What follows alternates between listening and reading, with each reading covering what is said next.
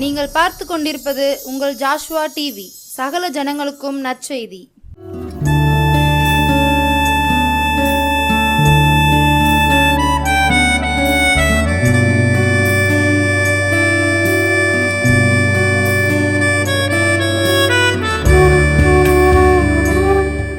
கர்த்தராகிய இயேசு கிறிஸ்துவின் நாமத்தினாலும் ஜாஸ்வா டிவி மூலமாகவும் இந்த இரவு வேளையிலே உங்கள் யாவரையும் சந்திப்பதிலே நான் மிக்க மகிழ்ச்சி அடைகிறேன். இந்த நாளிலும் கூட நம்ம நிறைய ஆலோசனைகளை கேட்கிறோம். நம்ம நிற்கக்கூடாத இடத்துல நிற்கிறோம். பரியாசக்காரரோடு சேர்ந்து பரியாசம் பண்ணுகிறோம்.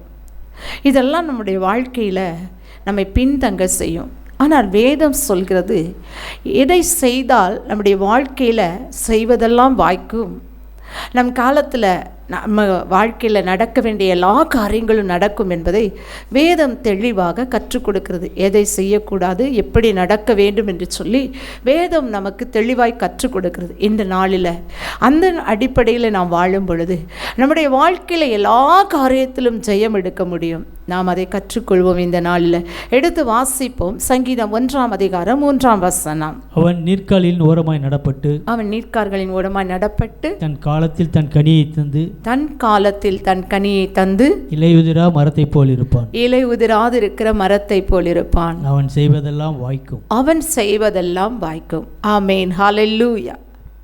ஒரு மனுஷன் நீர்க்கால்களின் ஓரமாய் நடப்படணும். ஆமேன், ஹல்லேலூயா. வாழ்க்கையில் மனுஷனுக்கு என்ன தேவை தெரியுமா? செழிப்பு. இந்த செழிப்பு இல்லைன்னு வச்சுக்கோங்களேன், அந்த மனுஷனை யாருமே என்ன செய்ய மாட்டாங்க, மதிக்கவே மாட்டாங்க. வாழ்க்கையில் எல்லா விதத்திலும் அவன் செழிப்பாக இருக்கணும். அவன் நீர்க்கால்களின் ஓரமாய் நடப்பட்ட ஒரு மரம் மாதிரி இருக்கணும். ஆமேன், ஹல்லேலூயா. யார் அந்த நீர்க்கால்களின் ஓரமாய் நடப்பட்ட மரம் போல இருப்பாங்கன்னா, தேவ சமூகத்தில் காத்திருக்கிறவர்கள், தேவனோடு கூட இருக்கிறவர்கள், தேவனையே தஞ்சம் என்று வாழ்கிறவர்கள். இவர்களுடைய வாழ்க்கை எப்படி இருக்குன்னா செழிப்பாக இருக்கும். தாவீது தேவனோடு கூட இருந்தான், தேவனை துதித்து கொண்டே இருந்தான். நோவா தேவனோடு இருந்தார், தன் குடும்பம் முழுவதையும் ரட்சிப்புக்குள் நடத்தினார். ஒரு நீர்க்கால்களின் ஓரமாய் நடப்பட்ட மரத்தை போல அவங்க எல்லாரும் இருந்தாங்க. இன்றைக்கு நீங்களும் நானும் என்ன செய்கிறோம்? தேவ சமூகத்தில் அமருகிறோமா? அதுதான் நமக்கு நீர்க்கால். அந்த நீர்க்கால்களின் ஓரமாய் நம்ம நடப்பட்டு இருக்கிறோமா? இன்னைக்கு நிறைய கிறிஸ்தவர்களாகி நாம் சொல்கிறோம், காலையில் எழுந்த உடனே ஒரு 5 நிமிடம் ஆண்டவரை நோக்கி என்னுடைய எல்லா காரியங்களையும் நான் சொல்லிவிட்டேன். ஆண்டவருக்கு எல்லாம் தெரியும், ஆண்டவருக்கு எல்லாம் தெரியும். ஆனாலும் கூட நம்முடைய வழிகள் எங்கே இருக்குது? ஆண்டுடைய பாதையில் இருக்கா? அந்த நீர்க்கால்களின் ஓரமாய் நாம் நடப்பட்டு இருக்கிறோமா? இதை நாம் ஆராய வேண்டும். நீர்க்கால்களின் ஓரமாய் நடப்பட்டு தன் காலத்தில் தன் கனியை தர வேண்டுமானால், அதாவது கொடுக்க வேண்டிய காலத்தில் கொடுக்கணும். நீங்கள் நல்லா பாருங்கள், ஒவ்வொரு சீசனுக்கும் ஒவ்வொரு காலத்திற்கு ஏற்ப ஒவ்வொரு பழங்கள் நம்ம தேசத்தில் உருவாகும்.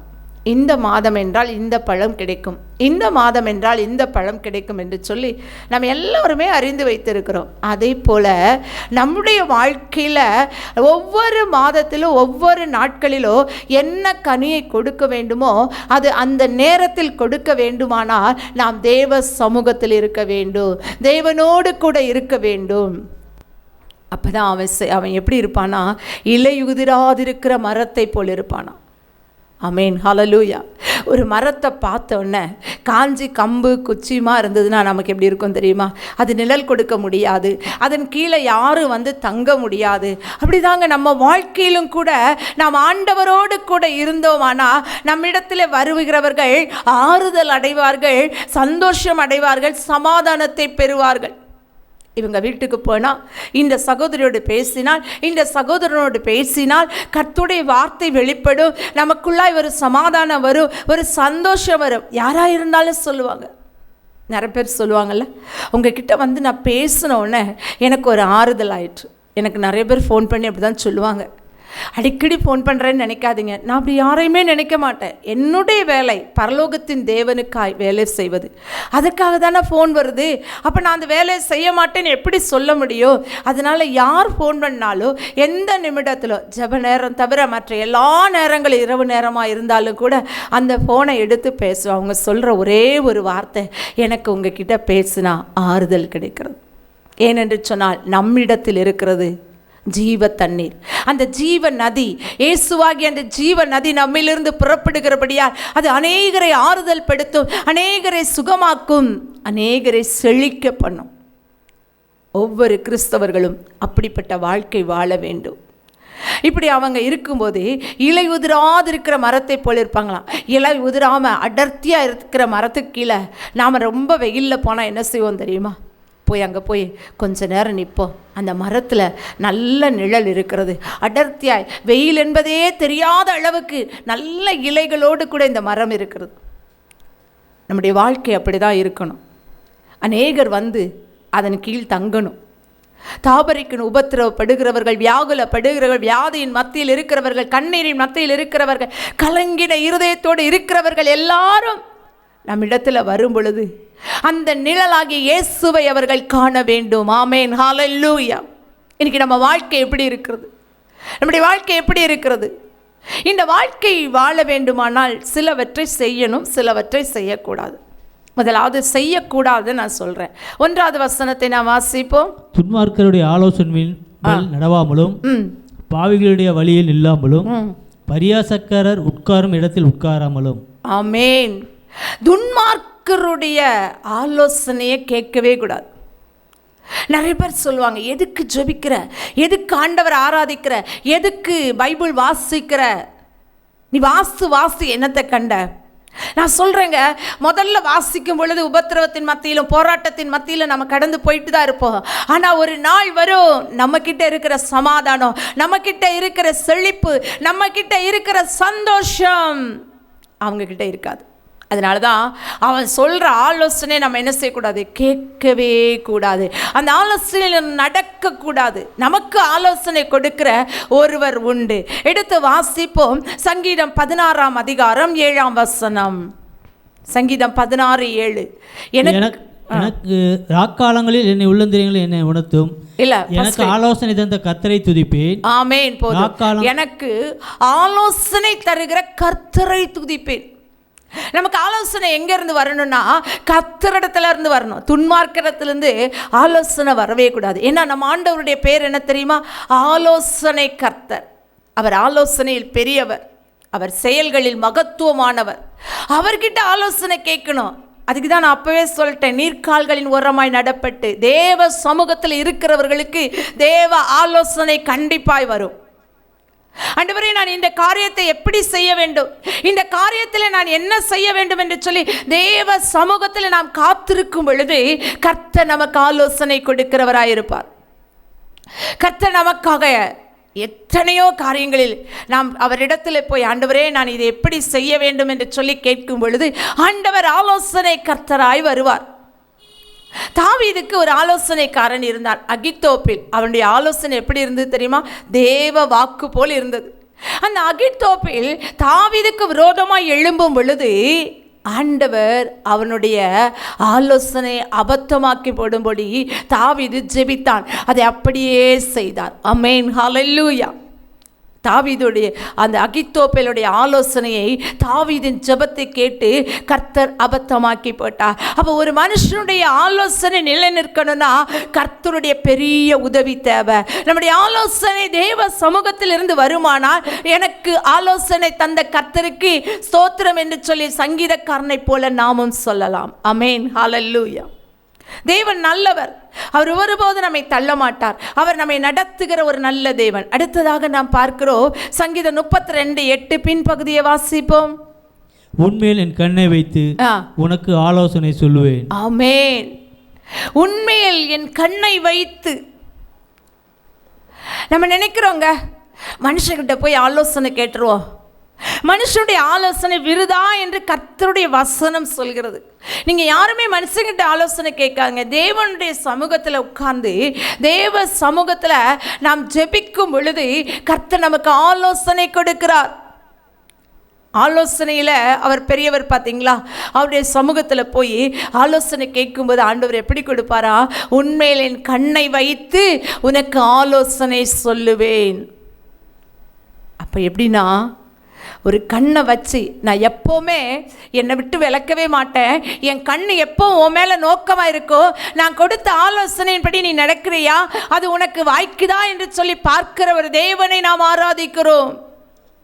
நம்ம மேலே கண் வைக்கிற ஒரு தேவனை ஆராதிக்கிறோம்.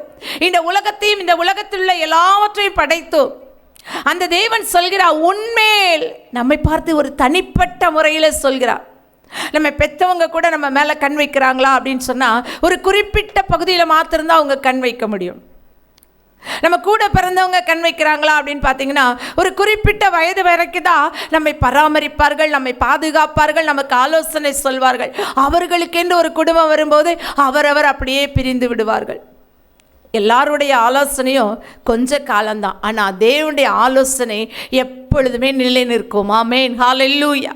நம்முடைய தேவனுடைய ஆலோசனை எப்படி இருக்குமானா, நம்ம மேலே கண் வைத்து நமக்கு ஆலோசனை சொல்லுகிற ஒரு நல்ல தேவன். உண்மையில் என் கண்ணை வைத்து, என் கண்ணையே உன் மேலே வச்சு நான் உனக்கு ஆலோசனை சொல்கிறவராய் நான் காணப்படுகிறேன். நம்மை சிருஷ்டித்த தேவன் நமக்கு ஆலோசனை சொல்கிறார். நமக்கு உருவாக்கின தேவன், இப்படி நட, இதிலே நடவாதே, இதுதான் வழி, வழி இதுவே என்று சொல்லி சரியாய் நடத்துகிற ஒரு தேவனை நாம் ஆராதிக்கிறோம். ஆலோசனை கர்த்தர் நம்மை கைவிடுகிற தேவன் அல்ல, நமக்கு சரியான ஆலோசனை கொடுத்து நடத்துகிற ஒரு நல்ல தேவன்.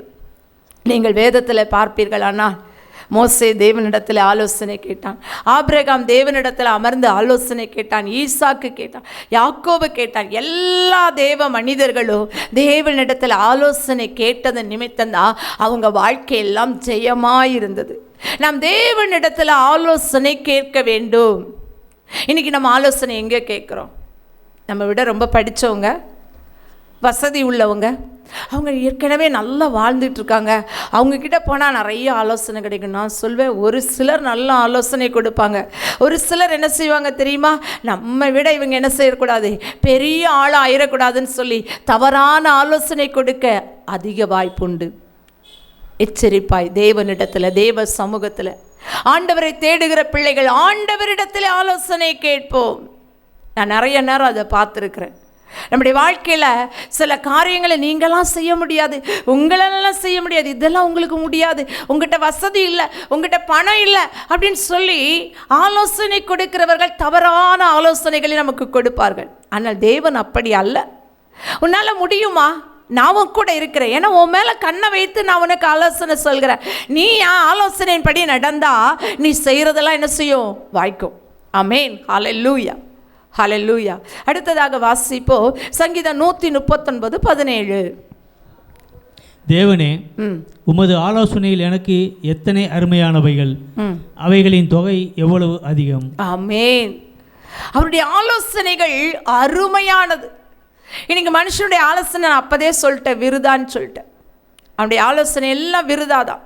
ஆனால் தேவனுடைய ஆலோசனைகள் எல்லாமே அருமையானது, அது அதிசயமானது. நம்ம எண்ணி முடியாதபடி இருக்கிற ஒரு ஆலோசனையை கொடுக்கிற ஒரு நல்ல தேவனை நாம் ஆராதிக்கிறோம். ஐயா, இந்த காரியம் எப்படி முடியும் நம்ம நினச்சிட்டு இருந்திருப்போம், இது எப்படி நடக்கும்னு நம்ம நினச்சிட்டு இருந்துப்போம். சில வேளைகளில் நம்முடைய பிள்ளைகளுக்கு வயது செல்கிறது, ஒரு வேலை கிடைக்கல, ஒரு திருமண காரியம் நடக்கலை, என்னுடைய காலத்தில் என் பிள்ளைக்கு இந்த காரியம் நடக்கலை, நீங்கள் வேதனையோடு கூட இந்த இடத்துல உட்கார்ந்துருக்கலாம். ஆனால் தேவ ஆலோசனைக்க நீங்கள் காத்திருக்கும் பொழுது, நெடுங்காலமாய் காத்திருக்கிறது இருதயத்தை இழைக்க பண்ணும். விரும்பினது வரும்பொழுது அது எப்படி இருக்குன்னா ஜீவ விருட்சம் போல் இருக்கும். ஆமென், ஹல்லேலூயா. நீங்கள் காத்திருக்கும் பொழுதே அந்த நாட்கள் எல்லாம் உங்களுக்கு கஷ்டமான ஒரு நாட்களாக இருக்கும். ஆனால் தேவன் அந்த காத்திருக்கிற நாட்களில் நமக்கு ஆலோசனை கொடுத்து நடத்துவார் பாருங்க, அது அவ்வளவு அதிசயமாக இருக்கும். ஆமென், ஹல்லேலூயா. தேவ ஆலோசனைக்கு நாம் கீழ்ப்படிய வேண்டும். ஒரு நாள் ஒரு வீட்டில் நாங்கள் குடியிருந்தோம். அந்த வீட்டில் சில பிரச்சனைகள் அதாவது எங்கள் நிமித்தம் அல்ல, அவர்கள் வீட்டுக்குள்ளே இருந்த பிரச்சனையை நாங்கள் கண்டுபிடித்ததுனால் எங்களை அவங்க என்ன செஞ்சாங்கன்னா துன்புறுத்தினாங்க. அப்போ அந்த வீட்டை விட்டு நான் காலி பண்ணணும் அப்படின்னு சொல்லி தேவ சமூகத்தில் ஆலோசனை கேட்டேன். அப்போ அவர் சொன்னார், நீங்கள் அமர்ந்திருந்து நானே தேவன் என்று அறிந்து கொள்ளுங்கள், ஜாதிகளுக்குள்ளே உயர்ந்திருப்பீர்கள், பூமியிலே உயர்ந்திருப்பீர்கள்னு சொன்னார். சங்கீதம் 46:10 எனக்கு ஒரு நாள் மறக்காத ஒரு வசனம். இந்த வசனம் என் உள்ளத்தில் வந்த உடனே நான் என்ன பண்ணேன் தெரியுமா?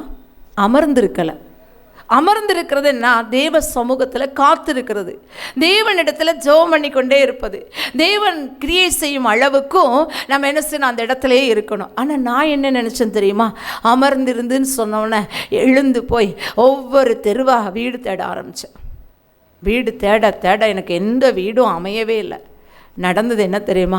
அலைஞ்சி நான் சுகவீனமானேனே அன்றி அந்த வசனம் என் உள்ளத்துக்குள்ள அது சரியான முறையில் அந்த ஆலோசனையை நான் புரிந்து கொள்ளவில்லை. தேவன் கொடுத்த ஆலோசனை என்ன? அமர்ந்திரு, நீங்கள் அமர்ந்திருந்து நானே தேவன் என்று அறிந்து கொள்ளுங்கள். ஒரு நாள் வந்தது, அந்த வசனத்தை எனக்கு தேவன் உணர்த்தினார். நான் என்ன சொன்னேன்? நான் கீழே படுத்தோன்னே யோசித்தேன், ஆண்டவரே இந்த வீடை காலி பண்ணணும்னு நினைக்கேன், நான் சுகமில்லாமல் படுத்துட்டேன், நான் எப்படி வீடு தேடுவேன் அப்படின்னு சொன்னப்போ தான் ஆண்டவர் சொன்னார், நான் உன்கிட்ட என்ன சொன்னேன்? ஆலோசனை கர்த்தர். ஒருவேளை நம்ம கீழ்ப்படியாமல் போனாலும் கர்த்தர் நமக்கு திரும்ப பேசுவார். அவர் மன்னிக்கிற தெய்வம், அவர் மனதுருகிற தெய்வம். அந்த தெய்வம் பேசுவார் நம்மோடு கூட. அவர் நல்லவர். அவர் பேசினா, நான் உன்னை என்ன செய்ய சொன்னேன்னு கேட்டார். நான் சொன்னேன், நீங்கள் அமர்ந்திருந்து. அப்போ என்ன அர்த்தம்? தேவ சமூகத்தில் நீ அமர்ந்திரு, காத்திரு, நான் உனக்கான காரியத்தை வாய்க்க பண்ணுவேன் என்றார். அப்படியே நான் அமர்ந்திருந்து தேவனை துதிக்க ஆரம்பித்தேன். ஒரு சகோதரி கொஞ்ச நாள்லேயே ஒரு சகோதரி சொன்னாங்க, இங்கே ஒரு வீடு இருக்குது, பாருங்கன்னு. நான் போய் பார்த்தேன். கர்த்தர் கொடுத்த அந்த வீடு வாடகைக்கு தாங்க கொடுத்தாங்க. ஆனால் அந்த வீடை நீங்கள் பார்த்தீங்கன்னா அவ்வளவு அருமையாக இருந்தது. நான் நினச்சி பார்த்தேன், அமர்ந்திருந்தா அதிசயத்தை நம்ம பார்க்கலாம். தேவன் கொடுக்கிற ஆலோசனையில் நம்ம காத்திருந்தா தேவன் நம்மை உயர்த்துவார். ஆனால் நம்ம செய்வதெல்லாம் வாய்க்கும். நீங்கள் இன்னைக்கு இந்த இரவு வேளையில், ஆண்டவரே நான் என்ன செய்யணும், எனக்கு ஆலோசனை நீங்கள் கொடுக்கணும்னு சொல்லுவீங்கன்னா, எனக்கு ஆலோசனை தந்த தேவனே உண்மை துதிப்பேன்னு சொல்லி அவர் ஏற்கனவே உங்களுக்கு கொடுத்த அந்த வாக்கு தத்தங்கள், ஆண்டவர் சொன்ன வார்த்தைகளை சொல்லி, ஆண்டவரே நான் உங்கள் சமூகத்தில் என்னை அர்ப்பணிக்கிறேன்ப்பா, என் கூட நீங்கள் பேசுங்க, என் கூட நீங்கள் உறவாடுங்க, எனக்கு இந்த காரியத்தை வெளிப்படுத்துங்க அப்படின்னு சொல்லி தேவ சமூகத்தில் நீங்கள் காத்திருக்கும் பொழுது தேவன் அந்த ஆலோசனையை உறுதிப்பட செய்து, தேவன் நம்ம மேல் கண்ணை வைத்து ஆலோசனை சொல்றார் பாருங்க, அவர் நம்மை உயர்த்துவார். நம்ம பாவிகளுடைய வழியில் என்ன செய்யக்கூடாது? போகவே கூடாது. இன்னைக்கு நிறைய பேர் என்ன நினைக்கிறாங்க தெரியுமா? அவங்கெல்லாம் பைபிள் தூக்கிட்டு சர்ச்சுக்கு வராங்க, அவங்கெல்லாம் பாவம் செய்யலையா, நானும் பாவம் செய்வேன். இல்லை, எந்த அளவுக்கு நாம் பரிசுத்தமாக வாழ்கிறோமோ அந்த அளவுக்கு தேவ சமூகத்தில் தேவனுடைய ஆசீர்வாதத்தை நாம் பெற்றுக்கொள்ள முடியும். அவங்கள விட நான் தான் ரொம்ப கஷ்டப்படுறேன், அவங்க செய்கிறதெல்லாம் நடக்குது, அவங்க அநியாயமாக சம்பாதிக்கிறாங்க, அநியாயமாக வாழ்கிறாங்க, அவங்க நல்லா இருக்காங்க, நீங்கள் சொல்கிறது எப்படிங்க சரியாகும்? இல்லை, நான் கர்த்தருடைய ஆலோசனையில், கர்த்தருடைய சமூகத்தில் கர்த்தருக்காக நான் வாழ என் காரியங்கள் எல்லாவற்றையும் கர்த்தர் சரியான நேரத்தில் ஏற்ற காலத்தில் கர்த்தர் எனக்கு நடப்பிப்பார். என் தேவன் ஒருபோது என்னை வெட்கப்படுத்த மாட்டார். ஆமென், ஹல்லேலூயா என்ற விசுவாசம் உங்களுக்குள்ளாய் வர வேண்டும். உங்களை ஒருபோதும் தேவன் வெட்கப்படுத்துவதற்கு அழைக்கல, உங்களை ஒருபோதும் தேவன் கைவிடுவதற்கும் அழைக்கல. அவருடைய ஆலோசனையில் நீங்கள் நிலை நிற்பீர்கள், ஆனால் அந்த ஆலோசனை உங்களை உயர்த்தும். எத்தனை காலம் தேவன் சொல்லியிருக்கிறான்னு சொல்லி நான் காத்திருப்பேன் அப்படின்னு நீங்கள் சொல்லி நினச்சிங்கன்னா, ஆண்டவர் சொல்கிறார், நெடுங்காலமாக நீ காத்திருக்கிற, உன் இருதயமும் இழைத்து போயிற்று, ஆனால் குறிப்பிட்ட வேளை வரும்பொழுது நான் உன்னை உயர்த்துவேன், என் ஆலோசனை நீ நிலை நின்றபடியால் நான் உனக்கு எல்லாவற்றையும் செய்து முடிப்பேன் என்று சொல்லி கர்த்தர் நம்மோடு கூட இடைப்படுகிறார் இந்த இரவு வேளையில். கர்த்தர் நம்மை கைவிட மாட்டார். சரி, அந்த அந்த அதிகாரத்தில் 2வது வசனம் சொல்கிறது, யாருக்கு காரியம் வாய்க்கும்னா இரவும் பகலும் கர்த்தருடைய வேதத்தில் பிரியமாயிருக்கிற மனுஷனுக்கு காரியம் என்ன செய்யும்? வாய்க்கும்.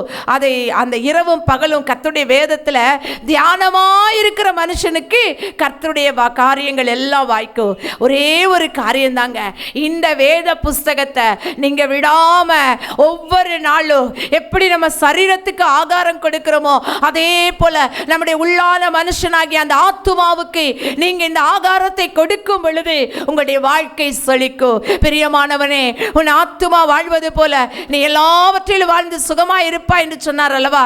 நம்ம ஆத்துமா வாழும் பொழுது நம்ம எல்லாவற்றிலும் வாழ்ந்து சுகித்திருப்போம். நாம் செய்வதெல்லாம் வாய்க்கும். இந்த ராத்திரி வேளையில நம்முடைய தலைகளை தாத்தி, ஆண்டவரே இதுவரை நடக்காத எல்லா காரியங்களும் இன்று நடக்கணும், நான் உங்க ஆலோசனையின்படி நடப்பேன், உங்க வேதத்துல பிரியமா இருப்பேன், உங்க சமூகத்துல காத்திருப்பேன் என்று சொல்லி நம்ம நாமே தாழ்த்தி ஒப்பு கொடுப்போமா?